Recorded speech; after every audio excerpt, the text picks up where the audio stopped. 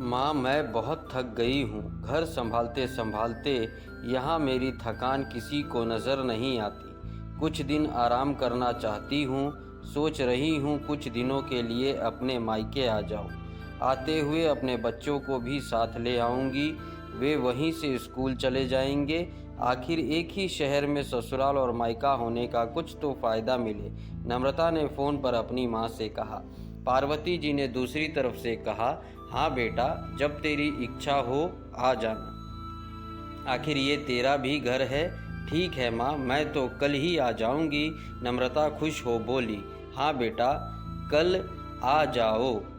मैं तुम्हारा इंतज़ार करूंगी। अभी मैं फ़ोन रखती हूँ। मुझे मंदिर भी जाना है। कमला जी ने फ़ोन रख दिया और सीधे किचन में गई। किचन में खाना बना रही बहू से बोली, अरे अनुपमा, सुनो, कल तुम्हारी ननद आ रही है। आज बाज़ार जाकर फल, सब्जी और मिठाइयाँ लेकर आना। बेचारी मेरी बेटी ससुराल में नौकरों की तरह काम करती है और उस पर कोई ध्यान ही नहीं है देता। यहाँ आएगी, कुछ दिन रहेगी तो उसका मन और तबीयत अच्छे रहेंगे। सास के मुंह से ऐसी बातें सुनकर अनुपमा का चेहरा उतर गया। वह मन ही मन सोचने लगी, काश आपको मेरी थकावट भी नज़र आती। मैं भी दिन रात एक पोछा बर्तन, खाना बनाना, मार्केट जाना और हर वह काम करती हूँ जिससे हमारे परिवार वालों को कोई दिक्कत ना हो। काश आप मुझ पर भी ध्यान दे पाती। आपकी बेटी तो जब मन में आता है तब यहाँ आ जाती है, लेकिन मैं साल में एक बार ही अपनी माँ के पास जाती हूँ, तब भी आपको प्रॉब्लम होती है। मैं भी इंसान हूँ, मेरा भी मन है, मुझे भी लगता है अपनी माँ के पास जाकर थोड़ा आराम करूँ, सुख दुख की दो चार बातें करूं, अपना मन हल्का करूं। भगवान, अब तुम ही कुछ करो ताकि मेरी सांस की आंखें खुले और उसे मेरी थकावट भी नज़र आए। शाम तक भगवान ने जैसे अनुपमा की सुन ली और उस ननद का फ़ोन आया। ननद ने अपनी माँ से कहा उसकी सास ने उसे मायके आने के लिए मना कर दिया है, इसलिए इस बार वो नहीं आ सकती। पार्वती जी बोली, ऐसा कैसे मना कर दिया? पहले तो कभी वह तुम्हें आने के लिए नहीं रोकती थी, इस बार भला क्या हो गया? लाओ, मेरी बात कराओ, उसने मैं समझाती हूँ। नम्रता ने फ़ोन पर अपनी सास के पास दिया। पार्वती जी ने कहा, नमस्कार समधन जी, आपसे कुछ कहना था। समधन जी ने कहा, कहिए। दरअसल कल त्यौहार है, इसलिए अपने मायके आना चाहती है। अगर आप उसे भेज दे तो अच्छा रहेगा।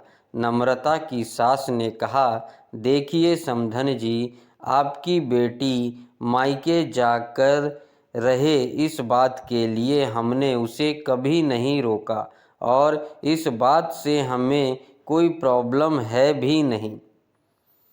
कुछ दिनों पहले मैं अपने रिश्तेदार की शादी में गई थी।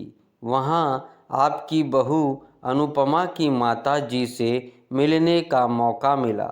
उनसे गपशप करने के दौरान उनकी बातों से पता चला कि अनुपमा को साल में एक ही बार अपने मायके जाने को मिलता है, वह भी बहुत कम समय के लिए। मुझे लगता है आपको पहले अनुपमा को उसके मायके भेज देना चाहिए और वह जब मायके होकर आएगी तो मैं नम्रता को आपके पास भेज दूंगी। एक बहुत ज़रूरी बात जो मुझे लगता है आपको समझ लेनी चाहिए कि आपको अपनी बहू को भी बेटी की तरह या बेटी से भी ज़्यादा प्यार देना चाहिए। उसे भी मायके जाने की इच्छा होती होगी। हो सकता है नम्रता का आवभगत करने के लिए आप उसे मायके नहीं भेजती होंगी, या फिर वह आपसे कुछ कहने से अभी डरती है। अगर आप उसको घर में ही कैद रखेंगी तो एक दिन ऐसा आएगा जब वह आपके खिलाफ बोलने लगेगी, फिर वह आपकी सुनेगी भी नहीं और जब चाहे तब अपने मायके जाएगी। परिस्थितियां आए, इससे अच्छा है कि आप ही कुछ बदलाव में अमल ले आए जिससे आपका रिश्ता और रिश्ते में मिठास खराब ना हो। पार्वती को अपने समधन की हर एक बात समझ आई। अपनी बेटी के प्यार में अंधे होकर कभी भी अपनी बहू के मन का विचार नहीं किया। उन्होंने हमेशा ही अपनी बेटी को अपने बहू से ऊपर रखा। दूसरी तरफ नम्रता भी अपनी भाभी के बारे में हो रही बातचीत को सुन रही थी। उसने भी रियलाइज़ किया कि कभी भी अपनी भाभी के साथ ठीक से बात नहीं करती है। पार्वती जी ने अपनी बहू को बुलाया और उसे कहा कि अनुपमा को कुछ दिनों के लिए नम्रता नहीं आने वाली, अपने मायके जाओ। यह सुनते ही अनुपमा का चेहरा खिल गया, क्योंकि यह पहली बार था जब उसकी सास ने सामने से उसे अपने मायके जाने के लिए कहा था। अगले दिन अनुपमा अपने मायके गई और इस बार एक दो दिन नहीं, पूरे हफ्ते भर रहकर आई। अपने माँ बाप से, अपने रिश्तेदारों से मिलकर आई और जब वह लौट कर आई तो उसका चेहरा खिला हुआ था, उसकी आंखें चमक रही थी। अनुपमा के आने के बाद नम्रता भी अपने मायके आई और इस बार वो खुद सामने से अपनी भाभी से खुशी खुशी मिली और अच्छे से बात की। नम्रता ने अपनी माँ से बात करके उन्हें भी अच्छे से समझने में मदद की। वह कहीं ना कहीं अनुपमा के साथ गलत व्यवहार कर रहे थे। दूसरी तरफ अनुपमा अपने ससुराल वालों के बदले रवैये से बहुत खुश थी। अब वह खुशी खुशी सब कुछ ध्यान रखती और हर काम प्यार से करती। वह ध्यान रखती कि कोई भी ऐसी बात या काम ना करे जिससे घर में तनाव का माहौल पैदा हो। पार्वती जी अपनी बहू को खुद ही समय समय पर मायके भेज दिया करती। एक छोटे से बदलाव ने सास बहू और भाभी ननद के बीच की कड़वाहट को दूर कर दिया और रिश्तों की और भी ज़्यादा मीठा और मजबूत कर दिया।